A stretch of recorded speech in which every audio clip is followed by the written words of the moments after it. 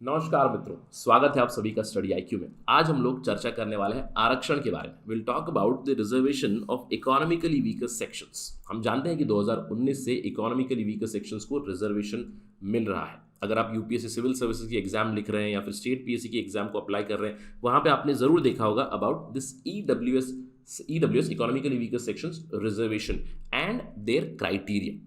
अगर आपने क्राइटेरिया देखा है तो you must have known about it. हम लोग इस वीडियो में क्राइटेरिया पे डिस्कस जरूर करेंगे, लेकिन अगले एक महीने में हम लोग एक अनुमान लगा सकते हैं कि perhaps there will be revisiting of the definition of economically weaker sections. अब ये क्यों होने वाला है, इसके ऊपर हमारी चर्चा चलेगी। इस लेक्चर में हम लोग क्या समझेंगे? सबसे पहले हम लोग जानेंगे इकोनॉमिकली वीकर सेक्शंस के रिजर्वेशन के बारे में, इसके इतिहास के बारे में जानेंगे, कैसे बदलाव आया 2019 में उसके बारे में जानेंगे, इसकी क्राइटेरिया क्या है उसके बारे में भी जानेंगे। साथ ही साथ एक इंपॉर्टेंट सुप्रीम कोर्ट के केस के बारे में चर्चा चलेगी। वो केस अभी भी सबजुडिस है, द मैटर इज सबजुडिस। उसकी हियरिंग अभी शेड्यूल्ड है कुछ ही दिनों में। ये केस क्या है? केंद्र सरकार का एक नोटिफिकेशन आया था जिसको चैलेंज किया गया बेसिकली इन सुप्रीम कोर्ट। उसके बाद सुप्रीम कोर्ट ने ईडब्ल्यूएस का जो क्राइटेरिया है, इकोनॉमिकली वीकर सेक्शन का जो क्राइटेरिया है, इसके ऊपर कुछ टिप्पणी की। तो हम लोग ये जानेंगे इस पर्टिकुलर लेक्चर में क्या डेवलपमेंट हुई है, क्यों ये रिविजिटिंग ऑफ डेफिनेशन हो सकता है। इन सारी चीज़ों के बारे में हम लोग जवाब लेने की कोशिश करेंगे। That would be the agenda in this lecture. To know all those things stay with me on Study IQ. मैं हूं आपका दोस्त राहुल सायगांवकर। आप मुझे इन आईडी से फॉलो कर सकते हैं। इसके अलावा अगर आप तैयारी कर रहे हैं यूपीएससी सिविल सर्विसेज की या फिर स्टेट पीएससी और any other competitive exam, do visit studyIQ.com, या फिर आप हमारा ऐप भी डाउनलोड कर सकते हैं गूगल प्ले स्टोर से, जहां पे आपको सारी जानकारी मिलेंगी about our courses, prices and all the other features. चलिए चर्चा शुरू करते हैं ईडब्ल्यूएस रिजर्वेशन के बारे में बात करके और उसके बैकग्राउंड के बारे में बात करते हैं। सबसे पहले इकोनॉमिकली वीकर सेक्शंस का जो रिजर्वेशन आया था ये कोई नई बात नहीं है। इसको 1992 में पीवी नरसिम्हा राव की सरकार ने लाया था। आपको याद होगा पीवी नरसिम्हा राव की सरकार ने 27% ओबीसी का रिजर्वेशन इंप्लीमेंट किया था। अब आप जानते होंगे 1992 में काफ़ी प्रोटेस्ट भी हुए थे इस रिजर्वेशन के खिलाफ। तो यहाँ पे बैलेंस करने के लिए पीवी नरसिम्हा राव की सरकार ने क्या किया, एक तरफ 27% आरक्षण दिया for the OBCs in the educational institutions and in public employment also. उसके साथ ही साथ उन्होंने 10% रिजर्वेशन दिया था on the basis of economic criteria.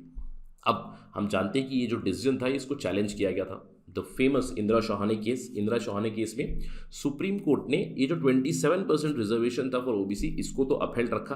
अभी भी रिजर्वेशन चलता है आप जानते हैं, लेकिन ये 10% रिजर्वेशन जो था इसको इन्होंने अनकॉन्स्टिट्यूशनल बताया। सुप्रीम कोर्ट का ये कहना था कि कॉन्स्टिट्यूशन में सोशल एंड एजुकेशनल बैकवर्डनेस के ऊपर जरूर कुछ प्रोविजंस लाए जा सकते हैं, specially under article 15 we do know, but economic criteria is not defined in constitution. इस चीज के ऊपर उन्होंने ये खारिज कर दिया था। तब से लेकर इसके ऊपर चर्चा बहुत हुई है, क्योंकि देखिए अगर आरक्षण मिल रहा है एससीज, एसटीज, ओबीसीज को, तो जनरल कैटेगरी के लिए भी रिजर्वेशन के लिए काफ़ी लॉबिंग ज़रूर हो चुकी है। इनफैक्ट मैं कहूँगा 2006 में एक कमीशन भी सेटअप हुई थी यूपीए के टेन्योर के दौरान। SR Sinho commission for economically backward classes वो सेटअप, ध्यान रखिएगा, फॉर इकोनॉमिकली बैकवर्ड क्लासेस।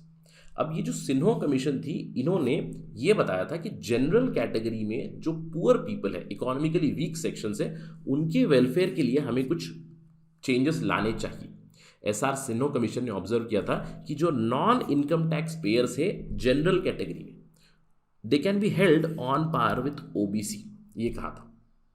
इसके अलावा एसआर सिन्हो कमीशन ने कैटेगोरिकली कहा था कि रिजर्वेशन देने की जरूरत नहीं है, लेकिन उन्होंने ये कहा था कि कुछ दूसरे सपोर्ट मिल सकते हैं, जैसे कि सॉफ्ट लोन्स दिए जा सकते हैं, स्कॉलरशिप दे सकते हैं, free coaching for UPSC, free coaching for state PSC, subsidise health benefits, government schemes ला सकते हैं for economically poor from general category.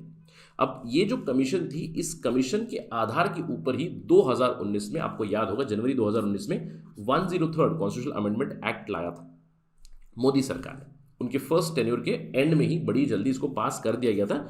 Economically weaker sections under the general category will get 10% reservations in government jobs, public employment में और educational institutions में भी। Article 15 को ही बदल दिया था, क्योंकि इंदिरा चौहाने केस में सुप्रीम कोर्ट ने कहा कि हमारे संविधान में ऐसा कोई प्रोविजन नहीं है कि इकोनॉमिक क्राइटेरिया के ऊपर आप रिजर्वेशन दे सकें। Right, social and educational backwardness तो है ही, लेकिन क्लॉज 6 को ऐड किया गया जहां पे स्पेसिफिकली ईडब्ल्यूएस कैटेगरी में रिजर्वेशन प्रोवाइड कर सकते हैं। इस चीज को लाया एनडीए की सरकार ने। अब वहाँ पे उन्होंने कुछ क्राइटेरिया बनाया था, आपको ये पता होगा क्योंकि 2019 से ये ऑलरेडी इंप्लीमेंट हो रहा है। मैंने आपको बताया कि अगर आप यूपीएससी सिविल सर्विसेज की एग्जाम दे रहे हैं या फिर स्टेट पीएससी और any other government exam, EWS reservation आपने ज़रूर देखा होगा। इसका जो स्टैंडर्ड प्रोसीजर्स आए हैं कि आपको इनकम सर्टिफिकेट, ये सारी चीज़ें आपको सबमिट करनी है, then you will come under EWS category. EWS की कट ऑफ भी हम लोगों ने बहुत बार देखी है कि sometimes it has been lower than OBC category also. तो क्राइटेरिया इन्होंने बनाया। क्राइटेरिया क्या था?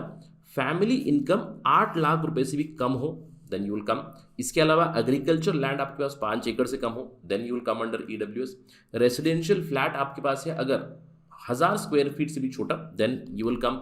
इसके अलावा एक रेसिडेंशियल प्लॉट है जिसका साइज है 100 या 200 square yard in the cities, municipality का क्राइटेरिया है यहाँ पे, अगर आप उससे छोटा आपके पास प्लॉट है, then you do come under this particular category. यानी कि ये इंक्लूजन का क्राइटेरिया है। अगर आपके पास ये सारी चीज़ें नहीं हैं तब आप आ सकते हैं, यानी कि 8 लाख से कम इनकम है, then EWS is available and all the other provisions. अब देखिए, ये पिछले 2 सालों से तो इंप्लीमेंट हो ही रहा है, हम जानते हैं।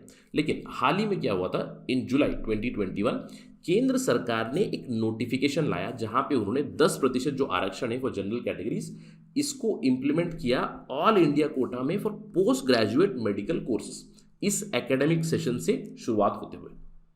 यानी कि in post graduate medical courses also now EWS section will get reservation, ऐसी एक नोटिफिकेशन लाई। अब जैसी ये नोटिफिकेशन आई, इस नोटिफिकेशन को चैलेंज किया गया इन दी मद्रास हाईकोर्ट, और मद्रास हाईकोर्ट ने इसको अपहेल्ड भी किया कि नोटिफिकेशन इज करेक्ट, रिजर्वेशन मिलना चाहिए फ्रॉम दिस एकेडमिक सेशन। अब मद्रास हाईकोर्ट की इस वर्डिक्ट को चैलेंज किया गया सुप्रीम कोर्ट में। ये हुआ था इन सितंबर। सुप्रीम कोर्ट ने सेट असाइड कर दिया, supreme court set aside the Madras high court order on EWS reservation, और इसके बाद सुप्रीम कोर्ट ने इस ईडब्ल्यूएस रिजर्वेशन के ऊपर ही सवाल उठा दिया। ईडब्ल्यूएस रिजर्वेशन क्राइटेरिया के ऊपर सवाल उठाए। क्या सवाल उठाए, चलिए बात करते हैं। What was the supreme courts observation? Supreme court ने केंद्र सरकार से पूछा, केंद्र सरकार के जो अटॉर्नी जनरल होते हैं, सॉलिसिटर जनरल होते हैं, उनसे सवाल पूछे कि भैया हम इंट्रीग्ड है, हमें एक सवाल आ रहा है कि ये जो 8 लाख रुपए का आपने इनकम क्राइटेरिया बनाया है इकोनॉमिकली वीकर सेक्शंस के लिए, ये किस आधार पे आपने लाया है, या फिर केवल आपने उसको कंपैरिजन किया विद ओबीसी स्टेटस, क्या इसी बेसिस पे आपने लाया? ये सवाल उठाया। सुप्रीम कोर्ट ने पूछा कि ओबीसी कैटेगरी में सोशल और एजुकेशनल बैकवर्डनेस की वजह से ये सारे प्रोविजंस मिलते हैं, तो क्या ओबीसी और ईडब्ल्यूएस का जो 8 लाख रुपीस का क्राइटेरिया है, ये दोनों कॉमन है? अगर हम लोग ओबीसी की बात करें, देखिए ओबीसी में क्रीमी लेयर का जो कॉन्सेप्ट आता है वो कॉन्सेप्ट ऑफ एक्सक्लूजन है। यानी कि अगर आप क्रीमी लेयर है, एक लेवल के ऊपर अगर आपकी इनकम है, अगर आपको गवर्नमेंट जॉब है, group A group B, then you will be excluded. ये सब चीज़ें हमें पता है। और ये जो इनकम लिमिट थी 2017 में ये 6 लाख रुपए थी, उसके बाद ये 8 लाख की गई, और इसी 8 लाख नंबर को लिया गया फॉर ईडब्ल्यूएस सेक्शन ऑल्सो। यही सवाल उठाया सुप्रीम कोर्ट ने भी कि किस बेसिस पे आप इस नंबर पे आए हैं, किस बेसिस के ऊपर आपने क्राइटेरिया बनाया है। सुप्रीम कोर्ट ने सवाल उठाया कि क्या कोई स्टडी हुई थी, और आप जानते हैं कि सुप्रीम कोर्ट और डेटा और स्टडी का काफ़ी गहरा संबंध है। जब भी रिजर्वेशन की बात आती है, आप लोगों ने सुना ज़रूर होगा, रिजर्वेशन इन प्रमोशन के ऊपर भी सुप्रीम कोर्ट ने क्वांटिफाइबल डेटा मांग लिया था। तो सुप्रीम कोर्ट हमेशा डेटा के ऊपर थोड़ा सा निर्भर जरूर रहता है। तो इन्होंने डेटा पूछा कि क्या आपने कोई स्टडी कंडक्ट की थी, क्या आपने देखा कि पर कैपिटा इनकम किस राज्य में क्या है, जीडीपी किस राज्य का क्या है, purchasing power rural urban area से क्या आपने असेस किया था, या फिर आपने रैंडमली एक फॉर्मूला बनाया जिसको आपने वन साइज फिट्स ऑल के तहत पूरे देश में इसको अप्लाई कर दिया। ये सवाल उठाए। इसके अलावा कुछ और भी सवाल आए थे।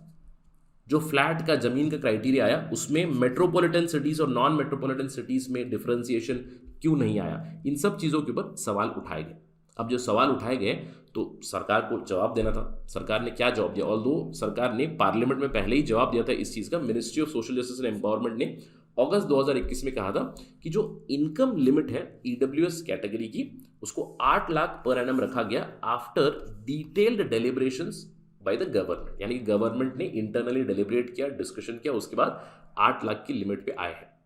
अगर हम लोग इसी सोशल जस्टिस और एम्पावरमेंट की मिनिस्ट्री का नोट देखें जो इन्होंने कैबिनेट को भेजा था, उसमें उन्होंने क्लियरली बताया था, since establishing of the BPL is open to debate, below poverty line is open to debate, in order to maintain parity, I am repeating, in order to maintain parity with similar categories, It would be appropriate to apply income wealth test applicable to OBCs as the same for EWS। यानी कि इससे clearly पता चल रहा है जो OBC को cut off है उसी को EWS का कट ऑफ बनाया जाए, ठीक रहेगा। ये बताया था मिनिस्ट्री ऑफ सोशल जस्टिस। जो सुप्रीम कोर्ट ने सवाल पूछा था उसका टेक्निकली जवाब यस है कि आपने केवल एक नंबर को अराइव किया, बेसिकली आपने कंपेयर कर दिया OBCs and EWS general category को, and that's how you came at the number, you did not conduct any study. ये हाईलाइट किया गया। इसके बाद केंद्र सरकार का आर्गुमेंट ये था कि हम इस क्राइटेरिया को रीविजिट करेंगे। Centre said that it would revisit through the solicitor general Tushar Mehta. इन्होंने कहा कि हम रिविजिट करेंगे, और इस रीविजिटिंग के लिए ministry of social justice and empowerment ने एक पैनल भी फॉर्म किया। नवंबर में इस पैनल को फॉर्म किया, जहां पे 8 लाख की जो लिमिट है इसको अभी रीविजिट कर सकते हैं। ऑल्दो इस पैनल की अभी तक रिपोर्ट नहीं आई है, पैनल जरूर सेटअप हुई, जिसकी मैंने आपको बताया। इस पैनल में कौन कौन है? Former finance secretary Ajay Bhushan Pandey हैं, Indian council for science social science research member है VK Malhotra, principal economic adviser है जो इंडिया के Sanjeev Sanyal, he is also member of this particular committee, जो अभी ये ईडब्ल्यूएस का क्राइटेरिया होगा इसको रीविजिट करेंगे, एक नया फॉर्मूला देंगे, कुछ नए नंबर्स आएंगे, कुछ नए क्राइटेरिया आ सकते हैं बड़ी ही जल्दी।